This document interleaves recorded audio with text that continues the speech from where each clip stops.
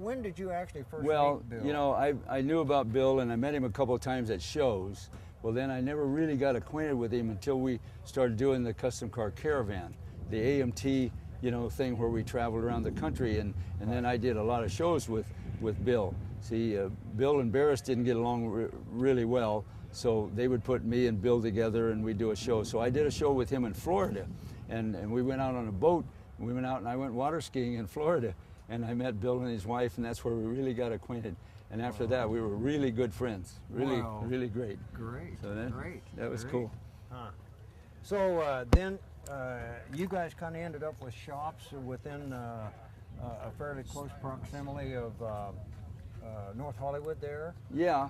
Well, see, I was, you know, up in Northern California, but Bill was in Burbank, so every time I'd come to LA area, then I would go see Bill. See, so I went to his shop there in Burbank several times. Gotcha. And got, you know, I'd go with him, and him and our wives went out to dinner a couple of times and everything. It was really great. This guy bought this trunk lid just because he liked the color, and he's painting his wife's car that color. Oh, is that right? I talked to him yesterday.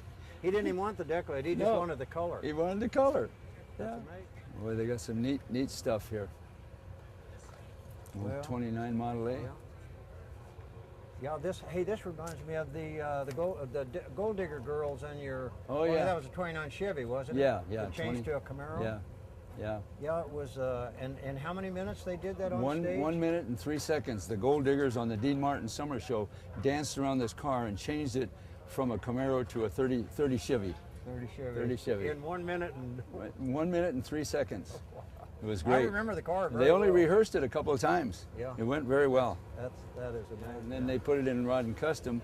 They call it the Jekyll and Hyde car, and it was on the cover of Rod and Custom when they did that. You know. I remember that. Yeah, I do remember that. Hi, how are you? How you doing? Fantastic. How's the Hood fellows? Doing all right.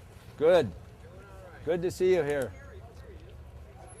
They come to one of my workshops. Oh, did they? 3 or 4 of them from that club, and they have the club called the Hood Fellows. So when's your next workshop? November 1st.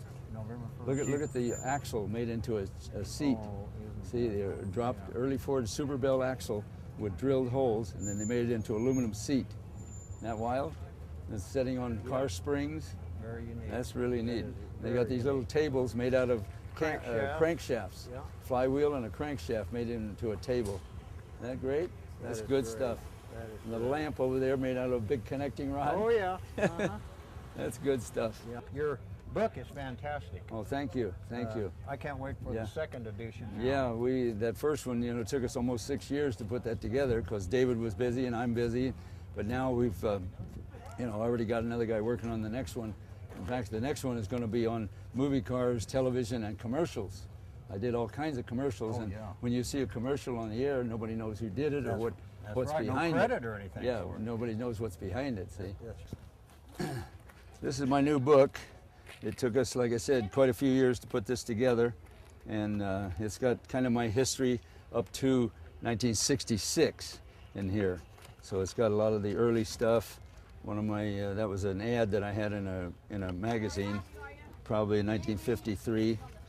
And of course, there's the dream truck that Carl was just talking about. And this is the second issue of Rod and Custom magazine.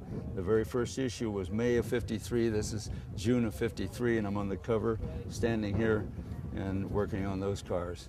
So it's a nice book. It's well done, and just me with my Roadster, my second car with my little sweater, and it has a wolf on here. A guy come up to me yesterday and he says, "I want that wolf sweater." He wanted to know if I still had it. That's great. Wendy's Custom Shop, that was my first, what I called it, the very first shop, and that was in 1947. That was a pickup that I did, and it just, you know, goes on and on. All kinds of racing and, you know, involvement with Dry Lakes and Bonneville and Roundy Round racing. I messed up some really nice cars. Really nice cars. You really messed that one up. Yeah, I did. I did. And that was Joe Barnett. He's here today.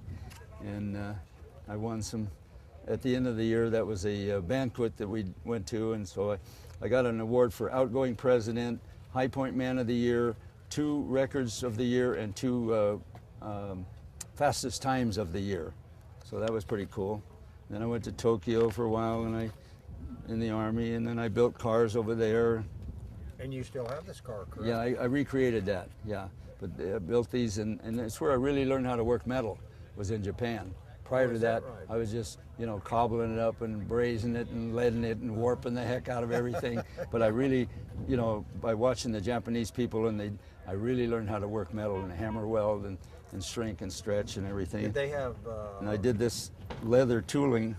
This is a leather album that I made over there. I ran a hobby shop in Japan, so that was pretty cool. Another Ford that we did, so on and so forth. I just had a ball, but it's a nice book. Very, very